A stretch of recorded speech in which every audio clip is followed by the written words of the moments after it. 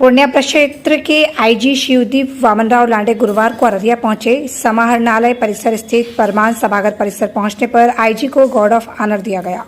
Guard of honour के बाद police अधीक्षक कार्यालय में एसपी ने पुष्पगुच्छ देकर आईजी श्री लांडे का स्वागत किया। इसके बाद आईजी शिवदीप लांडे ने एसपी व डीएसपी स्तर के पुलिस पदाधिकारियों के साथ समीक्षा बैठक की, साथ ही कई दिशा निर्देश भी दिए। इस दौरान आईजी शिवदीप वामनराव लांडे ने कहा, अररिया से उनका काफी लगाव रहा। आज यहाँ आने के बाद 12 वर्ष पूर्व की यादें ताजा हो गई। मौके पर आईजी शिवदीप वामनराव लांडे ने कहा कि करीब 1 दशक के बाद मैं अररिया आया हूँ। मैं यहाँ एसपी था, फारबिसगंज में गोलीकांड हुआ था और रेड लाइट सिचुएशन थी। पटना सिटी एसपी से मुझे अररिया एसपी के रूप में यहाँ भेजा गया था।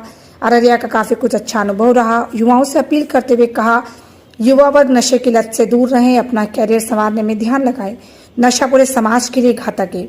किसी प्रकार के नशे का सेवन कहीं से भी उचित नहीं। उन्होंने शराबबंदी कानून के तहत चेक पोस्ट पर चेकिंग बढ़ाए जाने का भी निर्देश दिया। तो क्या कोई विशेष रणनीति है उसके लिए? महाराष्ट्र में जो Mumbai based anti narcotic cell का इंचार्ज था, तो वहाँ के डायनामिक्स पूरे अलग थे। वहाँ पे जो जनरेशन में कंजम्पशन जो था ड्रग्स का, वो स्पेशली मेटाट्रॉन का था, एमडी जिसको बोला जाता है। सिंथेटिक ड्रग है वो 4-methyl प्रोपेनॉल टाइप के जो केमिकल्स होते हैं वो रिस्ट्रिक्टेड नहीं थे, केमिकल शॉप में मिल जाते हैं। उसका प्रोडक्शन कॉस्ट 20 से 30 हजार किलो में अगर आपके पास ऑर्गेनिक इंजीनियर, केमिकल इंजीनियर, तो आप 1 किलो उसमें बना सकते हो और उसके लिए कोई बड़ा इस्टेब्लिशमेंट भी नहीं चाहिए। तो आपको नॉलेज है उसके अकॉर्डिंग। अगर 1 किलो आप बनाते हो तो मार्केट में आता है तो उसका 20 लाख रुपए हो जाता था। तो जो प्रॉफिट मार्जिन था काफी ज्यादा था और वो सिंथेटिक ड्रग का कंजम्पशन का ज्यादा मात्रा था वहाँ पे, और आज भी है मुंबई में। तो वो काफी डेंजरस ड्रग्स है वो। और मुझे, मैं पहले भी बताऊं, मुझे वही डर है कि अगर ये स्मैक है, स्मैक जो है जो लोएस्ट क्वालिटी का हेरोइन का प्रोडक्ट है, सबसे जो लोएस्ट क्वालिटी का, अगर स्मैक के बाद अगर ये सिंथेटिक ड्रग के तरफ यूज चला जाता है और यहाँ पे एक ऐसा ऑर्गेनाइज तरीके के, क्योंकि अभी पनप तो रहा ही है, जो सप्लाई चेन है डेवलप तो हो रही है, अगर उधर जाता है तो ये काफी चैलेंज होगा। इसलिए पनपने से पहले हमको उनको निपटाना है और जड़ से निपटाना है।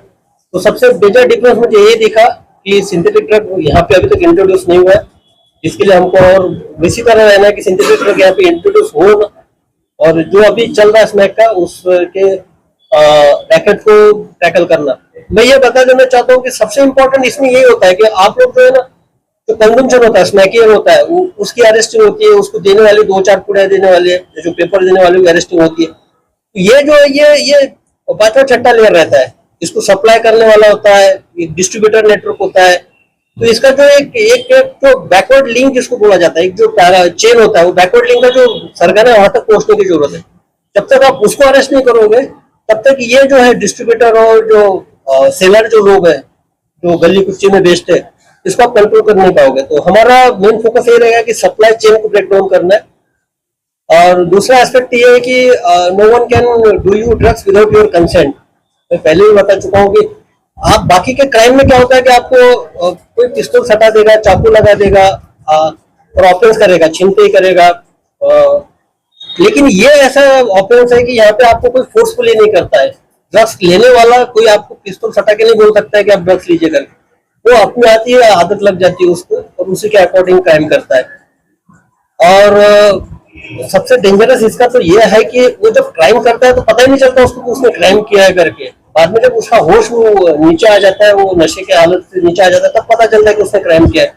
ऐसी 3-4 घटनाएं हुई जिसमें मर्डर की घटना तक तो उन्होंने अंजाम दिया है, लेकिन बाद में जब इंट्रोगेशन के बाद 1.5 दिन 2 दिन के बाद जब उसका नशा उतरा है तब पता चला है, तो उसको भी पता नहीं था कि क्या क्या। तो ये काफी चैलेंजिंग है हमारे लिए। आने वाले समय में देखते हैं।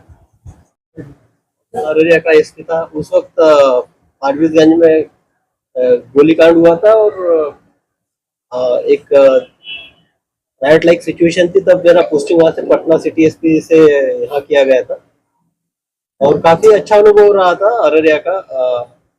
और एक दिल से जुड़ा होता सारी, और आप लोगों के फेसेस देख के भी सारी मेमोरी ताजा हो गई, सारे केसेस मुझे याद आ गए।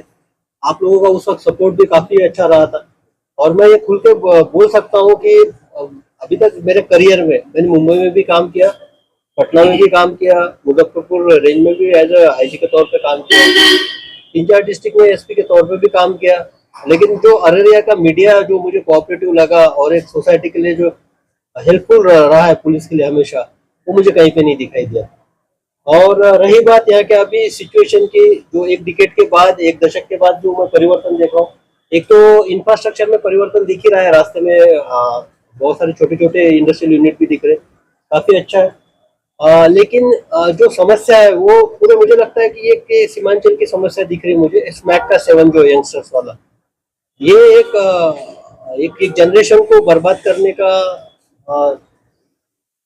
जो शुरुआत है, मुझे लगता है कि इस क्षेत्र से ही शुरुआत हुआ है। और ये मुजफ्फरपुर में भी था स्नैक और इसका जो ड्रग्स का सेवन, कोडिन फॉस्फेट जो कोरेक्ट होता है उसका सेवन, लेकिन इस रेंज में मुझे काफी थोड़ा उसका जो मात्रा है वो ज्यादा दिख रहा है। जो एडिक्ट है उनकी संख्याओं की जो एक प्रिलिमिनरी बातचीत के दौरान पता चलेगी, वो भी संख्या काफी ज्यादा है। मुझे लगता है एक चैलेंज है ये यहाँ पे, और मेरे चारों जिला के एसपी इसको प्राथमिकता से निपटाएंगे, ये मुझे विश्वास भी है। सबसे इम्पोर्टेंट बात है कि अभी मैं आईजी पूर्णिया के रेंज के तौर पे आया हूँ, तो हमेशा एसपी की जो होती है एक इंस्टीट्यूशन होती है, संस्था होती है। मेरी भूमिका एसपी की जो संस्था है, जो यहाँ पे एसपी अररिया अमित है, तो उसको जहाँ पे जरूरत है वहाँ पे मार्गदर्शन करना, जहाँ पे उसको मेरे सपोर्ट की जरूरत है वहाँ पे सपोर्ट देना, उसको एक अच्छा पदाधिकारी के तौर पे, लोगों में एक अच्छी इमेज के तौर पे, जहाँ पर भी मेरी जिस भी टाइप से हेल्प चाहिए वो देना है ना। इन नटशेल मुझे एक अभिभावक की तरह यहाँ पे भूमिका निभानी है।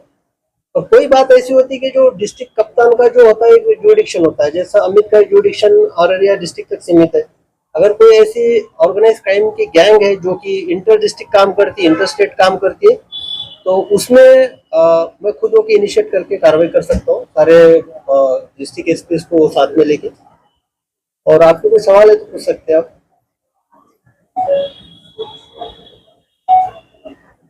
सर, आप जब यहाँ थे तो आर्थिक अपराध आपके निशाने पर थे। मुझे लगता है कि आज भी वही है। आर्थिक अपराध जो है पूर्णिया पूरे रेंज में आर्थिक अपराध की एक जड़ है यहाँ पे, और उसी को खोदने की जरूरत है।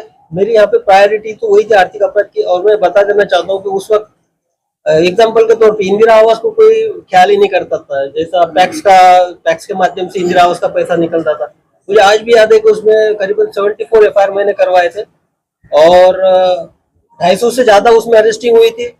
और उस अरेस्टिंग में एसडीओ से लेके जो भी सरकारी पदाधिकारी से लेके बैंक के जो पदाधिकारी थे उनकी भी उसमें गिरफ्तारी हुई थी।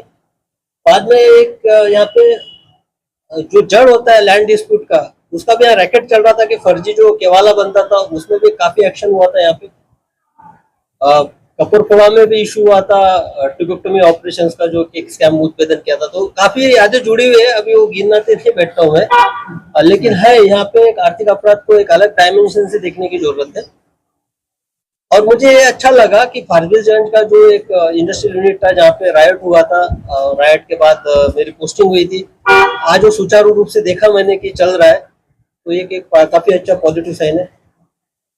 और एक आप ही के माध्यम से जानकारी मिली, हालांकि मुझे पता नहीं था ये। जैसे अब डिस्कशन कर रहे थे अमित के साथ, तो आप ही ने बताया कि सर जेल तो वहाँ पे अच्छा बनाया गया, तो यहाँ के तब जेल की हालत भी बहुत बुरी थी, ओवर क्राउडेड था। जेल में हमारा इंस्पेक्शन होता था, विजिट होती थी, तो उसमें एक्चुअली उनके ह्यूमैनिटी को देख के, यानी उनके वो जो वहाँ का रहन सहन देख के, वहाँ पे लिटरली हमको दया आती थी। हालांकि वो क्रिमिनल थे, लेकिन अब अच्छा लगा कि उनको भी एक अच्छे जगह पे शिफ्ट किया गया है, और क्रिमिनल के खिलाफ जो है वो कार्रवाई भी हो रही है। और दूसरा जो इम्पोर्टेंट बिंदु है जिसके लिए मैंने फाइट किया था, वो था पुलिस लाइन।